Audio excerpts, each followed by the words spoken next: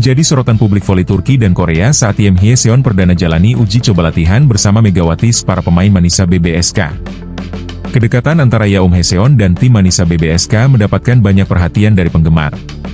Meski rumor tentang kedatangannya ke klub Turki ini masih sebatas spekulasi, pemain asal Korea Selatan berwajah lembut yang lahir pada 3 Februari 1991 ini pernah menyampaikan harapannya untuk bisa kembali bermain bersama Megawati.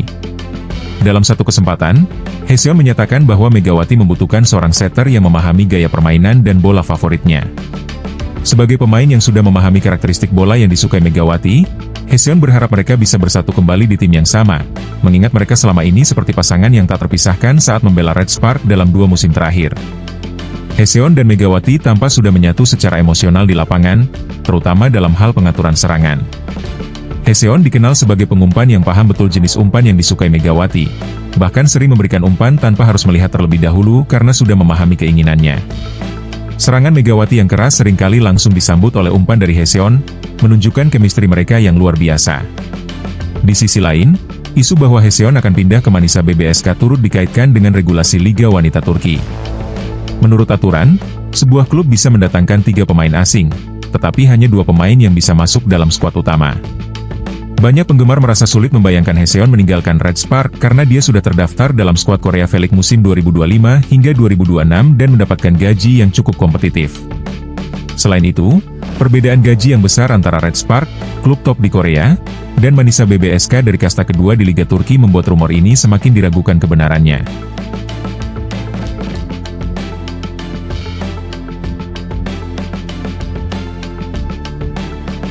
Selain Hyeseon, ada juga nama lain yang disebut-sebut sebagai calon pengganti senior betul Taskiran di Manisa BBSK, yaitu Buket Gulubay.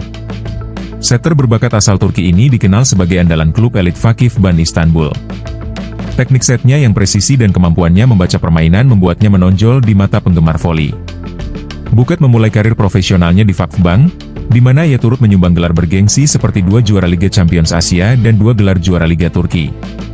Setelah beberapa musim bermain di klub top Turki, dia sempat bergabung dengan tim nasional Turki dan kemudian pindah ke klub sistem 9 Yesiork Istanbul pada 2021. Pada 2024, dia bergabung dengan Fasa Ubud Budapest, dan hingga saat ini, belum ada keputusan tentang klub yang akan dia bela di musim 2025 hingga 2026. Rumor menyebutkan bahwa klub seperti Kuzeboro Aksaray dari Liga Sultan Turki juga menunjukkan ketertarikan padanya, tetapi belum ada konfirmasi resmi. Jika Buket bergabung dengan Manisa BBSK, ini akan menjadi langkah besar mengingat ambisi klub tersebut untuk promosi ke kasta tertinggi, Liga Sultan Larligi. Manisa BBSK kini aktif dalam bursa transfer, mendatangkan pemain terbaik dari Liga Turki dan pemain asing berkualitas, seperti Megawati dari Indonesia dan Tanja Grosser dari Jerman. Jika Buket Gulubay benar-benar bergabung sebagai pengganti setter senior yang tiba-tiba kontraknya diputuskan, hal ini akan menambah ketatnya persaingan menjelang musim 2025 hingga 2026 yang dimulai Oktober nanti. Selain Buket, nama Kapten Red Spark, Yeom Hyeseon, juga disebut-sebut sebagai kandidat pengganti betul Taskiran. Jadi, sangat menarik untuk menunggu siapa yang akhirnya akan mendapatkan posisi tersebut di tim Manisa BBSK.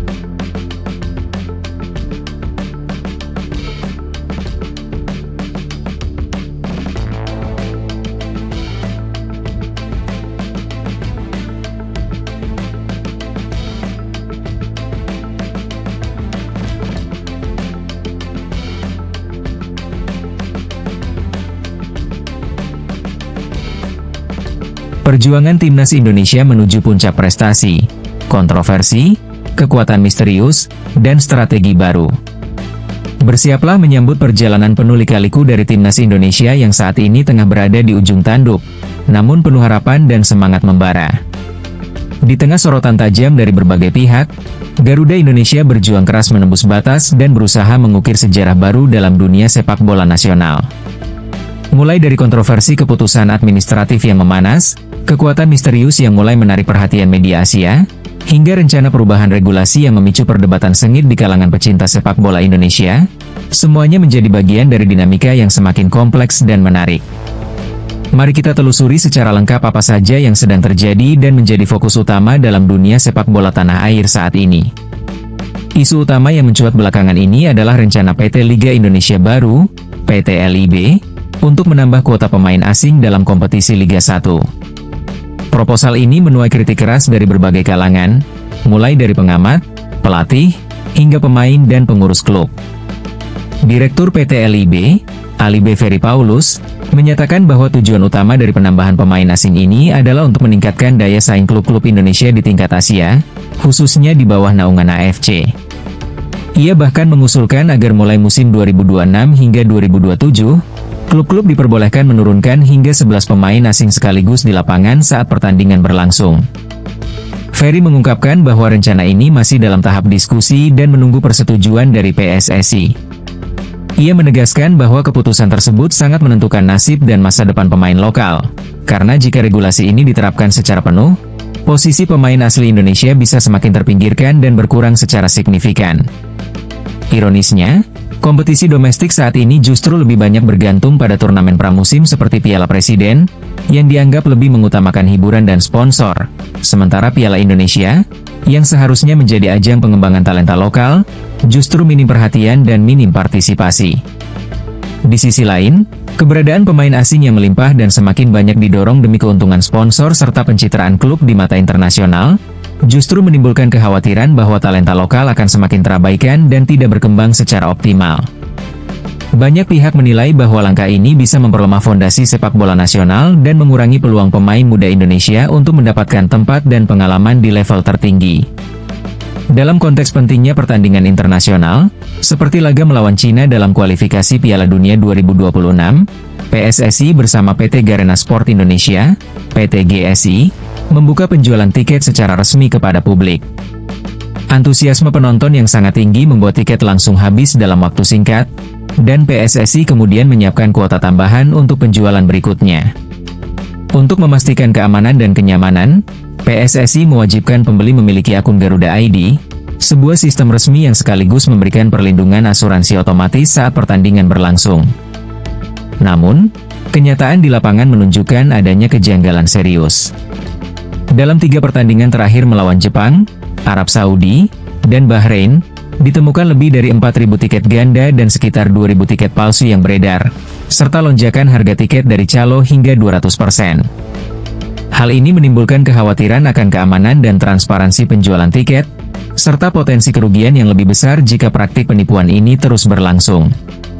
PSSI menegaskan bahwa seluruh penjualan tiket harus dilakukan melalui jalur resmi dan tidak boleh digunakan untuk kegiatan promosi, sponsorship, atau aktivitas komersial lainnya tanpa izin resmi. Langkah ini diambil untuk melindungi hak dan kenyamanan penonton serta menjaga citra sepak bola Indonesia di mata internasional. Meski sempat mendapatkan sanksi dari FIFA karena berbagai masalah, PSSI tetap mengajak seluruh pendukung Garuda untuk hadir langsung di stadion, menyanyikan lagu kebangsaan, dan menjadi bagian dari perjuangan membela merah putih di lapangan.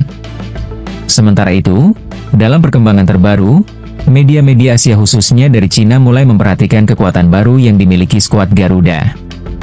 Media ternama seperti New Kaikakiki menyoroti perubahan besar sejak kehadiran pelatih asing Patrick Lefort. Mereka menyebut bahwa strategi naturalisasi pemain seperti Emil Audero, De James, Jai Pelupesi, Misil Gers, dan Kelvin Verdong telah memberi warna dan kekuatan baru dalam permainan timnas Indonesia. Beberapa pemain naturalisasi telah tampil dalam 2 pertandingan terakhir melawan Australia dan Bahrain, dan menunjukkan performa yang cukup menjanjikan serta mampu memberi harapan baru bagi publik tanah air. Strategi pelatih Belanda ini dianggap mampu memberikan pendekatan taktis dan manajerial yang berbeda dari sebelumnya, serta mampu memaksimalkan potensi pemain-pemain asing tersebut. Dukungan besar dari supporter yang terus mengalir di Stadion GBK juga menjadi kekuatan besar, menciptakan atmosfer yang sangat mendukung dan menekan lawan. Namun, kemenangan atas Cina yang didapat saat ini belum menjamin posisi aman di klasemen. Jika tim mengalami kekalahan dari Jepang dan Bahrain, Posisi Indonesia bisa terancam karena aturan FIFA yang menggunakan selisih gol sebagai penentu jika poin sama. Saat ini, selisih gol Indonesia adalah 6, sementara Bahrain 8. Oleh karena itu, setiap hasil pertandingan di sisa laga menjadi sangat krusial, termasuk margin gol yang harus dipertahankan agar peluang lolos ke tahap berikutnya tetap terbuka. Salah satu tantangan terbesar adalah memastikan bahwa pemain kunci seperti Martin Piles tetap bisa tampil saat melawan Cina. Berdasarkan aturan AFC, pemain yang sudah mengantongi 2 kartu kuning dalam fase tertentu harus absen di pertandingan berikutnya. PSSI kemudian mengajukan banding agar Martin Piles diizinkan bermain, mengingat peran penting sang kiper dalam menjaga gawang Indonesia selama kompetisi ini berlangsung. Martin Piles sendiri menyatakan penyesalannya atas kartu kuning yang diterima saat melawan Arab Saudi. Namun ia menegaskan bahwa tindakannya tersebut diambil demi keberhasilan tim dan bahwa ia siap kembali fokus untuk menghadapi laga berikutnya. Ia juga menyampaikan harapan agar bandingnya dikabulkan dan peluang tampil tetap terbuka. Sementara itu, Emil Audero yang tengah menghadapi jadwal padat bersama klubnya di Italia diharapkan dapat menggantikan posisi Piles jika memang diperlukan, demi menjaga stabilitas dan performa tim. Perjalanan timnas Indonesia saat ini memang penuh tantangan dan dinamika. Dari regulasi yang kontroversial, kekuatan baru yang misterius dan mampu memberi kejutan, hingga perjuangan di balik layar untuk menjaga pemain kunci tetap tampil dan tampil optimal. Semua menjadi bagian dari proses panjang menuju kejayaan dan prestasi internasional. Jika Anda merasa terinspirasi oleh kisah perjuangan ini, jangan lupa untuk like dan bagikan cerita semangat ini. Bersama kita bangun Indonesia yang lebih kuat dan berprestasi di dunia olahraga.